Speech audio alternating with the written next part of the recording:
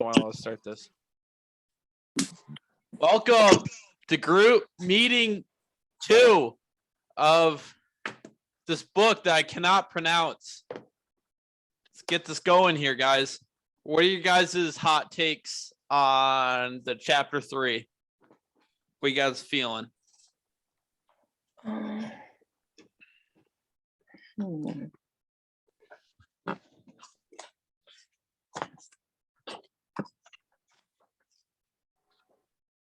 I can start it off if you guys want to.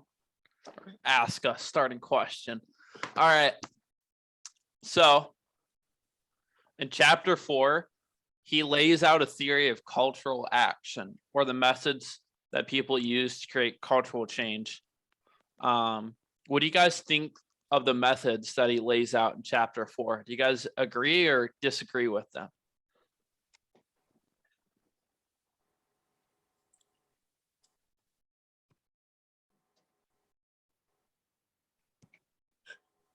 Okay, so just to clarify, you're talking about, oh wait, did somebody else talk? No, go ahead. I was just gonna say that I did not get that far in chapter 4, so. Oh no, you're good. All right. So just to clarify, you're talking about like conquest, divide and rule, those sections and all. Yeah, I mean, I think a lot of that. Yeah, I mean, like a chain of events, definitely. Like I have two thoughts. One of them is that, some of them have to come in a sequence, like, conquest and divide and rule, and then things of that sort. While, my other thought is that these could kind of be distributed in random order. You kind of see what I'm saying?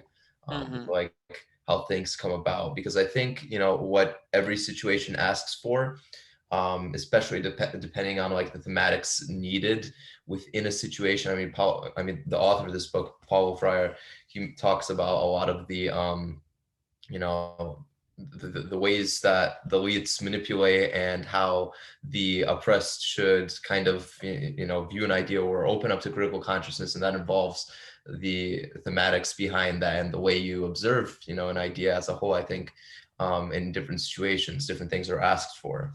So yeah. All right. Are you guys open to the belief, and some people believe this, some don't, but some people believe that in the world there's like a power structure where it's kind of like the elites rule everything.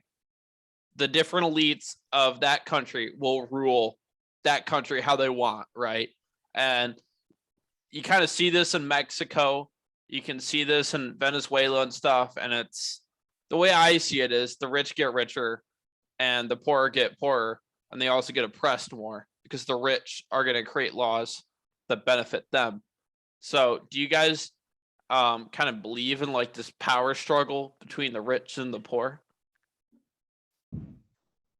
Yeah, I think there's enough evidence to support or at least suggest that those sorts of dynamics are occurring at the time.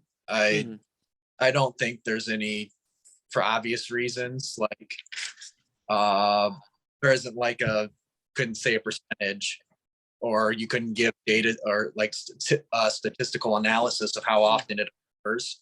But I do think that this sort of thing, it almost feels like we focus more on the aspects of like inequality amongst different cultures and different communities, when like the restraints that classism really puts on us as a majority of the population of communities. You'd think we would be focusing on that more, and we really don't. Or, there's been people that have always been fighting corporations, people who are more worried about like the ecosystem and the environment, like activists in that regard. But I think that's a huge problem. I wouldn't necessarily go as far to break it up like the cartel in Mexico, but like government's corrupt and people paying for laws to be put in place so they can be more and more untouchable, or they can have more access and put more people in harm's way. Like the whole Flint water crisis, that was an example of budgeting where they considered the cost of resources more than they considered the lives of literally millions of people. I think stuff like that happens all the time. I think it's documentable. And I wish we have the tools, we have the knowledge. We live in an era where information is so easy to come by, yet it doesn't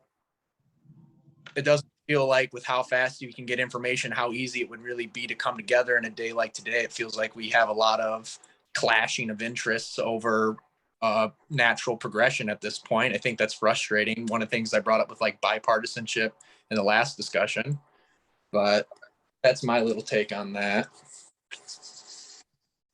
Okay. Does anyone else have any hot takes on that issue? So yeah, I mean, connecting it to one thing in the book. So as far as you mentioned, rich getting richer and poor getting poorer, and the systems that are outlined, bureaucratic systems that are outlined that kind of hold it in some kind of place in a structure of classes. Page 155 shows the idea of the problem of necrophilia and biophilia from one of the authors called Fromm, and basically analyzes it as, in biophilia, you view everything more in a dialogic relationship where you see things as growing and interacting with each other, like in an ecosystem, for instance. And then with necrophilia, you have the person who wants more and, sets that outline in the banking education model you later see, where, they make it so that everything, or in this case, richer get richer, poor get poorer, the social class system, the stratas that are created, like vertical integration, so the poor like rise in the social hierarchy of things is not permitted as easily as horizontal integration. You see what I'm saying? And that has to do with the richer wanting more and just like the system being set up for a certain class's wants and needs. So Okay. Does anyone else have any discussion they want to say on this topic? All right, cool. Next question. All right, so one thing that I heard a lot from Ethan and Alex's argument was the idea of class. Like there's a set class structure. And now when I personally think of that, I think of like blue collar, white collar jobs, middle class, and kind of goes up from there, right? So do you guys kind of believe in this kind of structure dynamic of like kind of blue collar, white collar, kind of middle class? Or do you guys believe there's a different kind of dynamic in America? I would say we definitely fall into the hierarchy structure of classism, class and classism. I think every place does that doesn't have some sort of specific cater to infrastructure and set up a government regime that would prevent that. But I think the tone of the book is more or less focusing on those who are not just penalized, but directly or indirectly prevented from growing or gaining at all in that. So it's like, yeah, we could talk about, we have a middle class, upper middle class, we have a lower middle class, we have poverty lines, but like to extend past that, I was raised in middle class my whole life.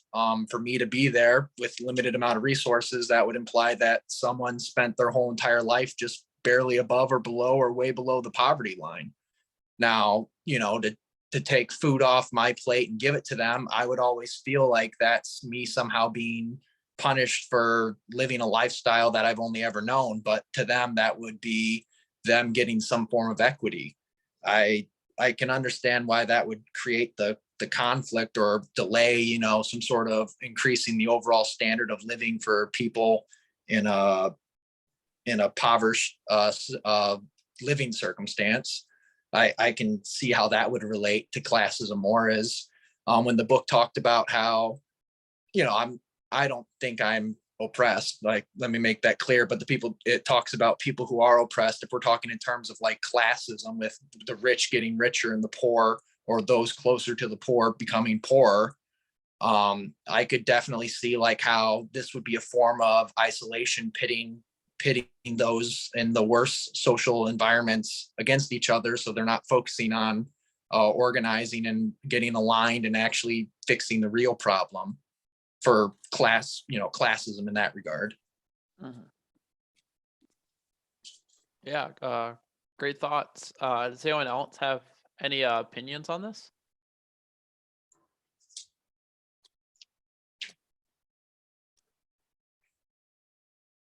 No? All right. I'll come with another question. Hold on, just a sec. I have One of my a questions, there was one part Oh, in the sorry. book that I thought was really interesting that I could talk Oh about. yeah, sure. It was in the beginning of chapter 3, like where it kind of talked a lot about like dialogue. There was one like line where it said, let's see, it was on page 796. It said, like, we must realize that their view of the world manifested variously and their action reflects their situation in the world. And it was talking about how we shouldn't like put our views onto other people, but like have dialogue and actually listen to each other. And I like how it said that, 'cause I didn't really think about it when it said like it reflects their situation in the world. And I never really thought about it that way, because it made me think of the other project that we did. I know for my group we did like how to change your mind, or something like that. And it made me think of that because you know, we tend to, I think everybody, we tend to like, our views tend to relate to how we think or how we live. And so I feel like just imposing your views on people 9 times out of 10 isn't going to help or really change their mind, because, like I said, we live in what we see and what we are living. I don't know. I just thought that was interesting. I never really thought about it like that, even though it was common sense. I just didn't. It was kind of interesting. Well, to carry off on that, I actually like that you brought that up, because I agreed with that. When he naturally talked about how dialogue, for it to be genuine, it needs humility. Because think about, like, let's say social conflicts, like for example, the religious war is probably the best example of that. You have people with completely different ideology that believe their way of thinking is the best, and they've been at war for thousands of years, or they were at thousands of years. And think of all the damage that did to both communities and both populations of people. But that's not, like, how much of that could have been prevented if there was an actual discussion, like, there was an actual social standard established to have more discussions early on. Or if you, to leave that example, but just go back to the general sense, if you go in thinking you're the only person who's right, half the time you come across just ignorant all the time. You might be right about point or wrong about another point, but if you're not able to take in a different, bigger picture, as they say, if anything, you're hurting yourself, or you're hurting everyone involved in the conversation, because then that could go into a form of manipulation if anyone believes you, and then also take from a I thought that was incredible to about for a little bit after I had read it. Yeah, I was also in the how to change your mind groups for like it was like some sort of TED Talk thing. I don't remember what it was. But I never really thought of it as like humility is the part that's like missing when we have this like dialogue, because like a lot of people go into it and they like their only argument is like, oh, I'm right, you're wrong, but like that's not, like, there could be multiple rights in some situation. It's just a matter of like where you are in life, I guess. So Yeah, just building off that, I like how it mentioned, it almost like made me think of like a sports team. Like, I don't know if any of you guys have played sports, but you have to picture it like everybody is going to bring something to the table. And it's all going to be different, but there's got to be like a common goal for that to work. And so it just made me think, like, reading this, I was like, that's a great point. But I just feel like in the day and age we live in, it's so unrealistic for us. And I know we talked about that last week a little bit. If there, if somebody thought that it was a possibility for a fair world or whatever, but I just feel like the idea of that's really cool, but how realistic, I'm not too sure. I think that's important to actually think about and talk about, though, because it isn't always about, like, especially with generational issues, it's not always about having a better world at the snap of the finger. It takes. Mhm. That's why, like, I like how you said it, one common goal. The idea of increasing social structures and welfare and just basically a standard of living. It doesn't have to be overnight, and it doesn't have to be immediate. It doesn't have to be radical. It can always be, moderate progression. Now, when you have, like, I like to rag on the bipartisanship, even though I think it's been very productive and helpful in a lot of ways for us because it keeps things fair. It Mhm. tends to cause a lot of setbacks when you have like drastic shifts in power. But I still think the notion of impossible, well, how do you define impossible? What goal are you trying to set? Like, as long as you're Mhm. all adapting the setting and the goal, I think it's possible, if not irresponsible, not to try. But again, you can have a spectrum of things to aim for as a group, or have multiple things to go for as well at a certain time. But I do agree with you. I think about that all the time. How possible is this? But still, I do think that goals like increasing welfare or bettering living circumstances, I don't think that always has to come at the cost of someone else to make it impossible. That's Mhm. just on it, though.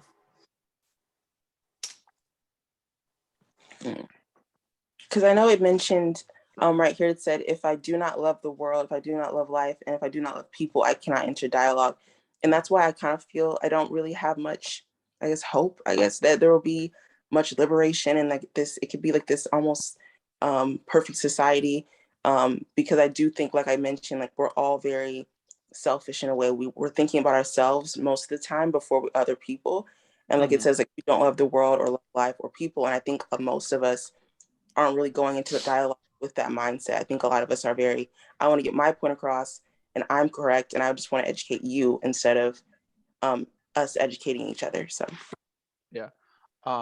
Building off of that, do you guys feel that like society, especially in America, has become more divided over the years? Because I remember like when I was a kid, and I think it was like, oh wait, it was McCain versus Obama or whatever, Obama was elected. I remember that like people would have genuine conversations about who is better. He has a better plan, he has a better plan. But like fast forward to 2016, Trump versus God, who Hillary. Yeah. Sorry. I felt like the dynamic had shifted. People were a lot more angry if you didn't agree with their side over the other. And I think somewhere from '06 to 20, was it 16, something has gone wrong. Do you guys think that like America being able to have like discussions has kind of like gone away? If that made any sense. yeah, I think since then, I think in that gap, I think we tend to move a lot more like on emotion than um, Mm-hmm. kind of, how do I say this? I guess we tend to just move on how we feel instead of maybe even how other people feel or um, like evidence or facts or logic, but more so on emotion. And I think that's why, like you said, like back then it was very like, well, his plans are such and such, and his plans such as, and this is why this is better. And we kind of like stop doing that. And it's a lot more of emotion, and it's kind of like I don't like this person instead Mm-hmm. of having a lot of things to say behind that. So that's why I think it's just emotion, and I don't know exactly why, but I think that's what I see. But Yeah, I feel like even social media has really played a role in it. Because I think back to like what you were saying, the McCain, Obama, and I mean maybe it was just so long ago, but I don't remember all the memes, all the this and that, and then fast forward to our day and age, with all the advancements, it's real easy to it allows people to form opinions quickly on who knows if it's a factual basis. So I think that's Mm-hmm. opened the doors to a lot of you know, aggressiveness toward that conversation, so it's harder to really have a genuine conversation with somebody. Okay. I agree. I also think we as a people have a bit of a perversion towards entertaining polarizing takes. I think they misconstrue what like 80% of the general audience of like say both of the main parties would actually like consider something they support or agree with. I Mhm. mean, you are always going to have statistics that jump out there, but maybe it's because I'm optimistic or because I tend to favor the good of people a little too much, but I like to think that most people are pretty well rounded. Like, for example, when it was like a year ago, people were talking about a second civil war was going to take place. Mhm. I would like to think that most people weren't actually on board with that. And that was more or less like a verbal hype train that people thought was entertaining to talk about. But I don't think people are really that drastically different outside of like, I mean, everyone has their own beliefs, a lot of this stuff boils down to like resources versus like how the question of like what is a life worth, or how do you divvy up resources for welfare and things like that, tricky or gray area. I think a lot of people see eye to eye. They believe in most human rights, and most social movements aren't necessarily a bad thing. I don't think most people have radical takes on stuff like that. Mhm. I think things get misconstrued, not just in like the sense of like it's the media, but like I do think people like how he said they takes that aren't necessarily factually based a lot off the gate, just tend to believe it. I think that's been more popular the last 4 years, especially in our country, for example. Mhm.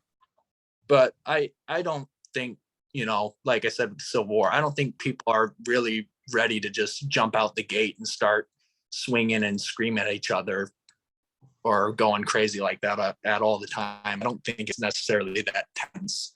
I just, Mhm. again, version for entertainment, and a lot of people really enjoy jumping on the bandwagon. It's getting hot and then cool off when they've said their piece or whatever.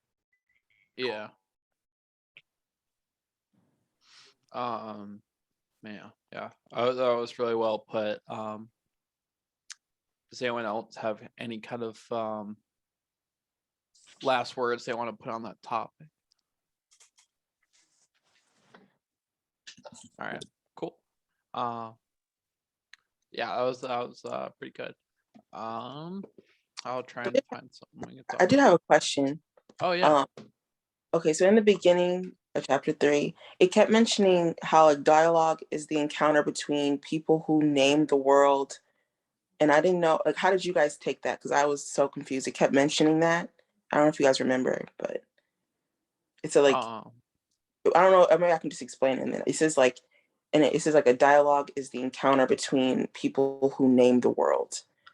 Does that like make any sense to anyone? well, like when he said to the people that name the world, I think personally, I think that was a reference to kind of the elites, because if you think about it, it's kind of like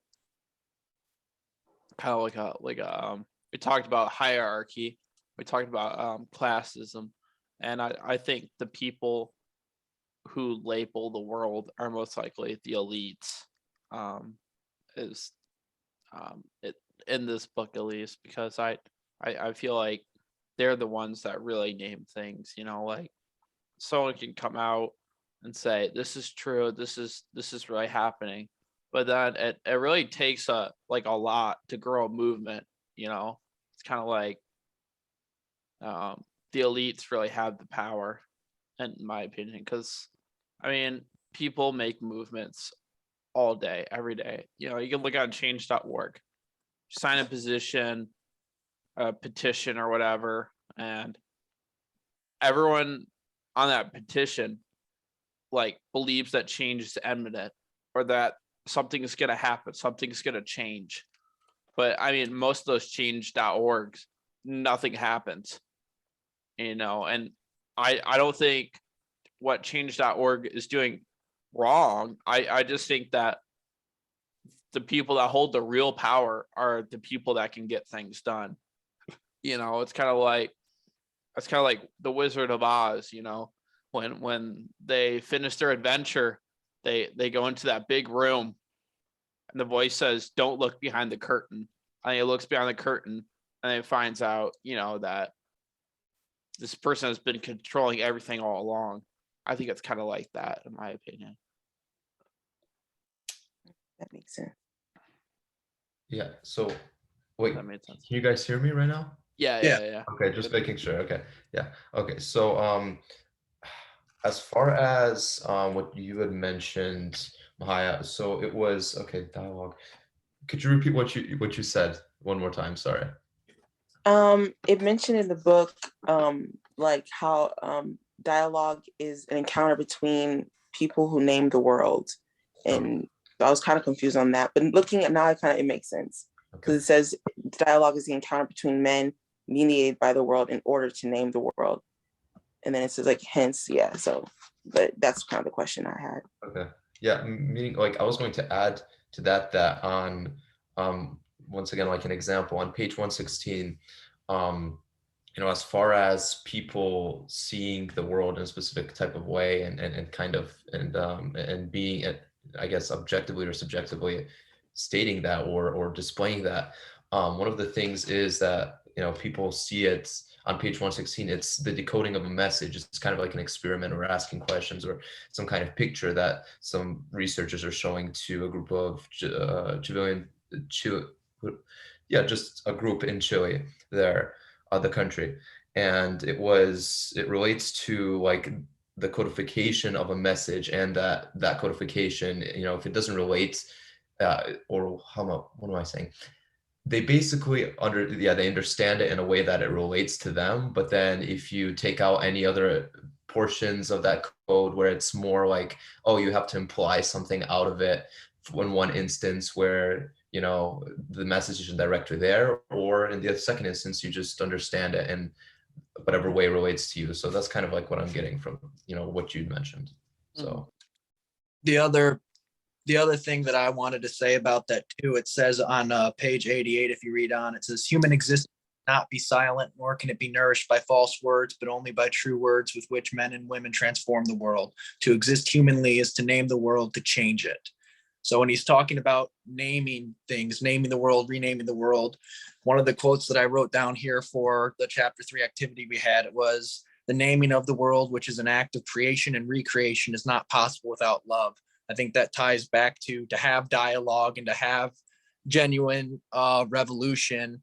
It takes an act of love. How he said that love is the act from when the oppressed rise up and they're able to give humanity back to themselves that was taken away, and to the oppressors that took it from them to reunite.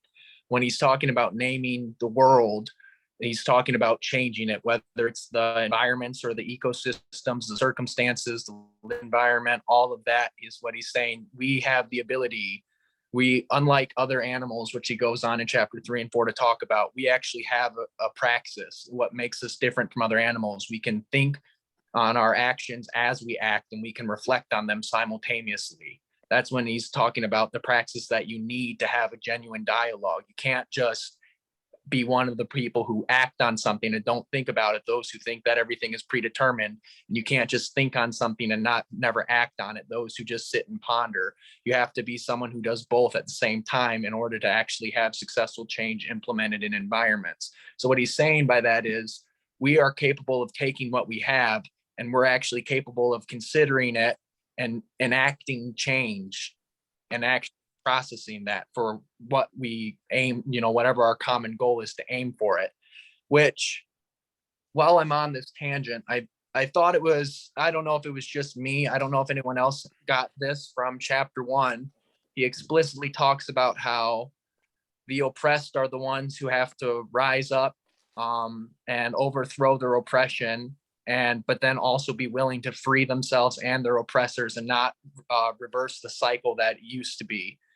And it also said that those who are oppressors cannot aid, because it would always turn into false, let's say decency. I can't think of the actual word, but false aid, it goes on to later say in chapter 4. But then chapter 3 and chapter 4 shifts towards dialogus, communication through both education and how you would have a dialogical action.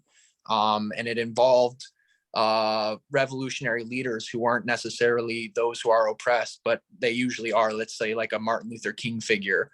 But dialogical action implies that you're having a discussion with the oppressor, which would involve the oppressor. And that confused me because I didn't understand that didn't correlate with what the first 2 chapters said, in my opinion. I don't know if maybe I'm just overthinking something, or if maybe there's something that I skipped over in the first chapter, but it seemed like the tone of the first 2 chapters where the oppressors had to do this on their own to reinstate humanity to both parties. And then chapters 3 and 4, because obviously with how you would implement it into a modern society, when there's a whole bunch of like a spectrum of different circumstances, it seems like it's saying both parties have to come together. And I don't know how to tie those 2 together perfectly. If anyone else picked up on that, if anyone else can clarify something there, but the bridge isn't laid together for me mentally.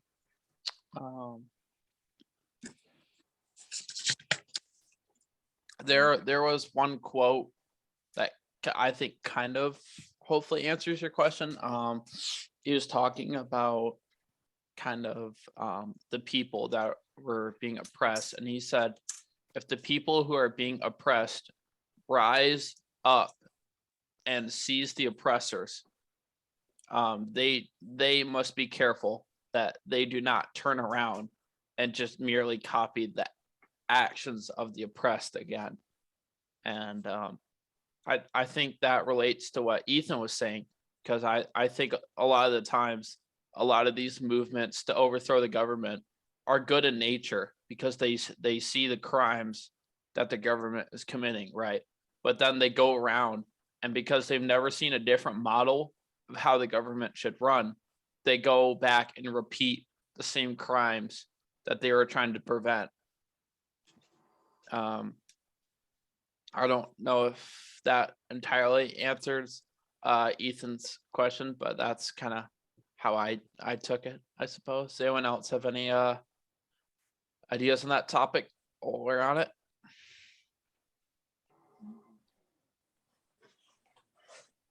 I guess like I'm not sure where this was located at exactly, but it was at the ending of chapter 4.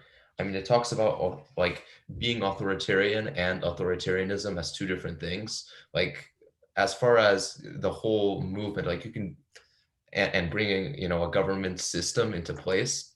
I guess my understanding of it is, you know, you can be authoritarian as far as, you know, setting things in their place and treating people, you know, with respect, with the liberty that you fought for, and then, you know, you want to bring back currently from the oppressive situation.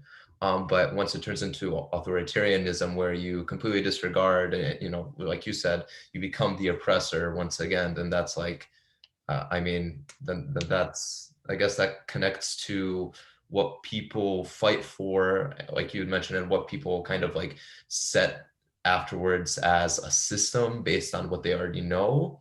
But I don't think like that's, you know, that's current, you know, currently today and in this age and all of that, this epoch, like it, I feel like, you know, it's not always, you know, going to be, oh, you know, a regime takes over that's, you know, for the oppressed people, for liberation and so on, but they're going to put another authoritarian regime into place because they've only been within this, you know, within this sphere, within this type of authoritarianism.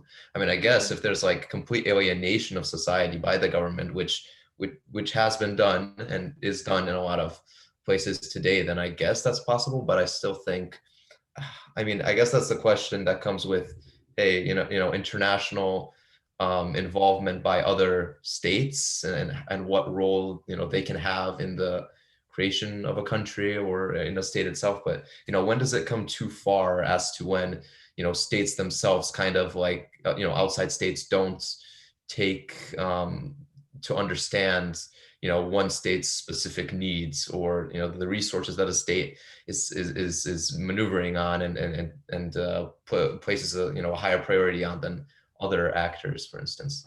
So This is going to be a bit of a hard take, because I understand in the last 100 years we've had things like the Holocaust and Hotel Rwanda and other sort of ethnic cleansing. What's Hotel Rwanda? What's that? I Uh, haven't heard of that. It was, I don't remember the specific nations involved, but there was a dispute between two prominent populations that were forced into similar borders by, I believe, Western or British government, and it was basically a slaughter and a genocide. Oh, Jesus. Okay. Of course, but I understand incidents like those still happen, and granted, since World War II, they've tapered off totality, but they still do occur.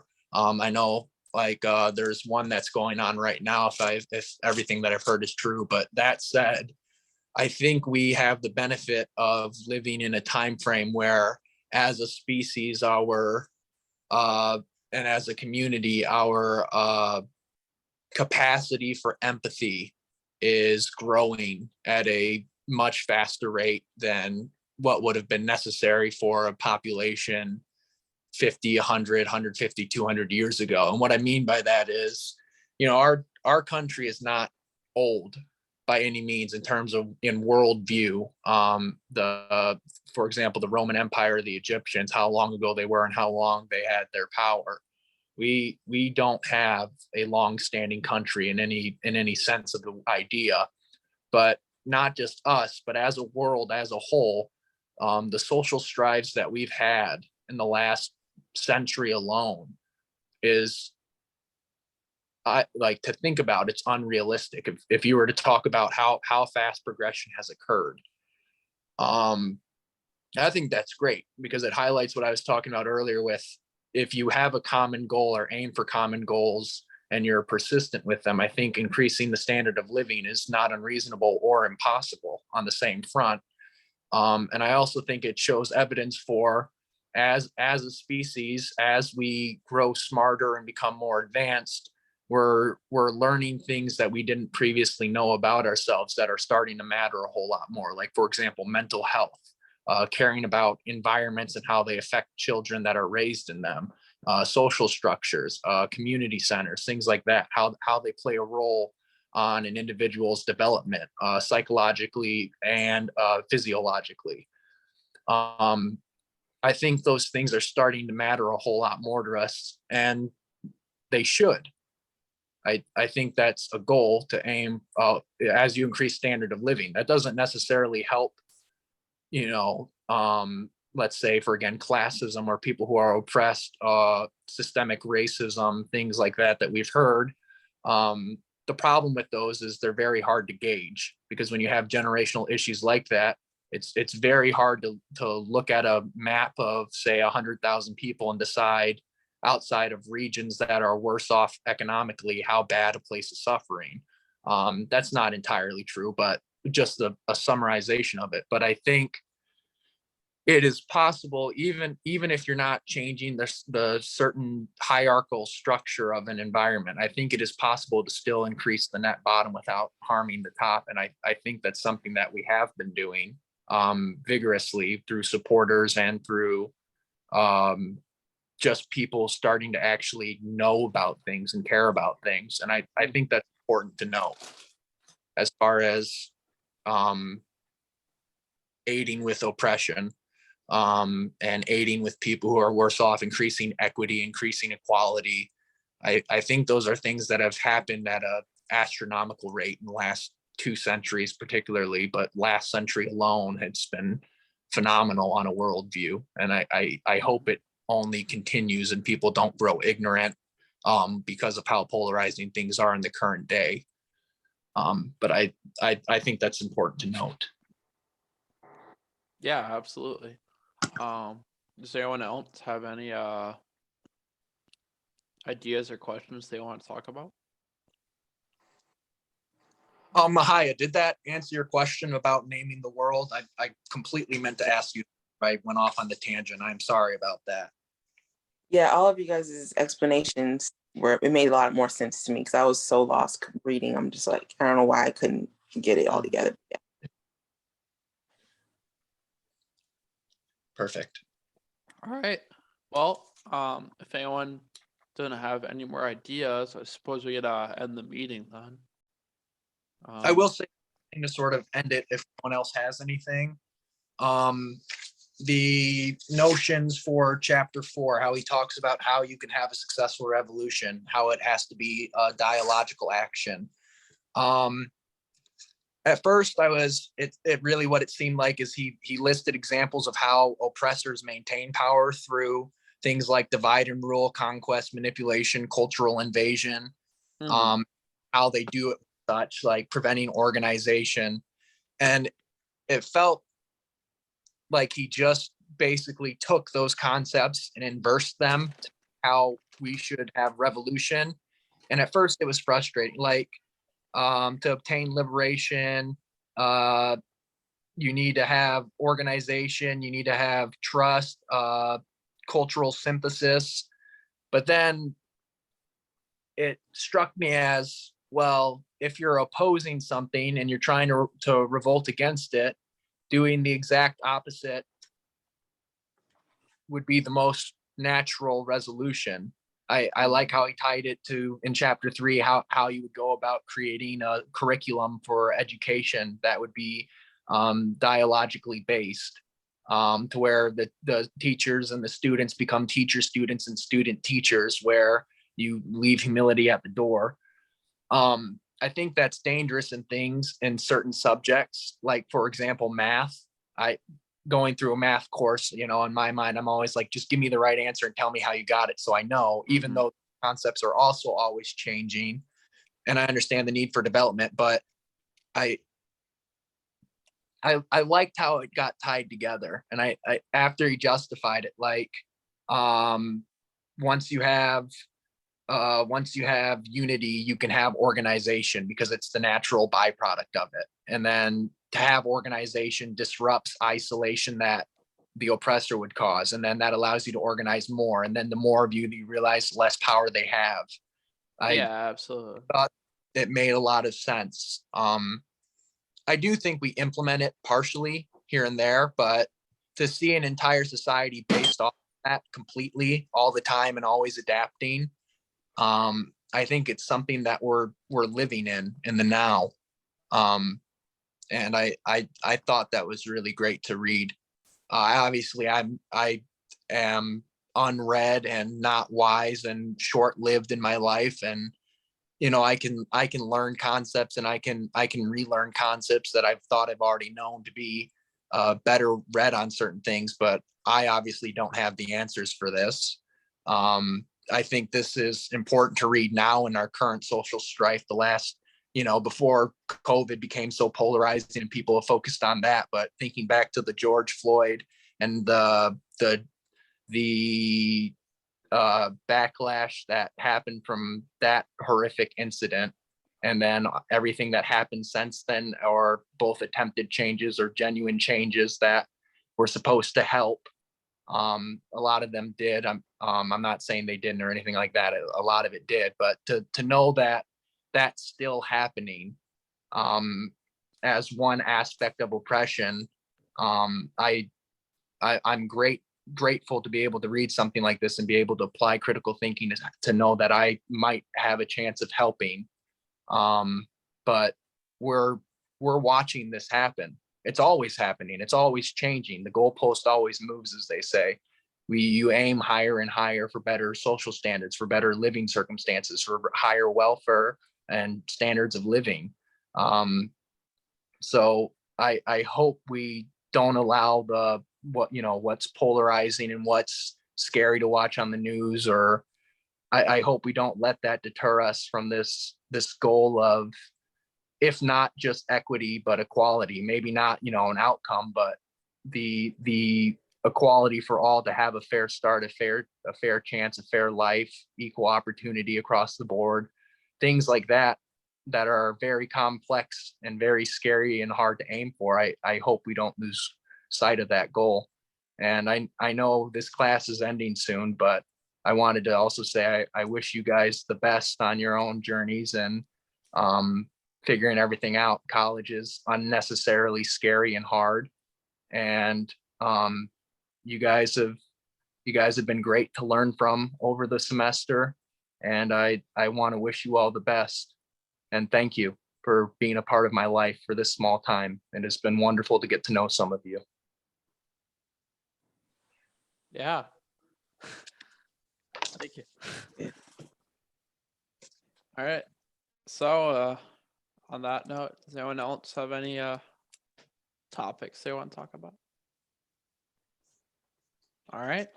Well, I'll end the meeting here and hope you guys have a good day.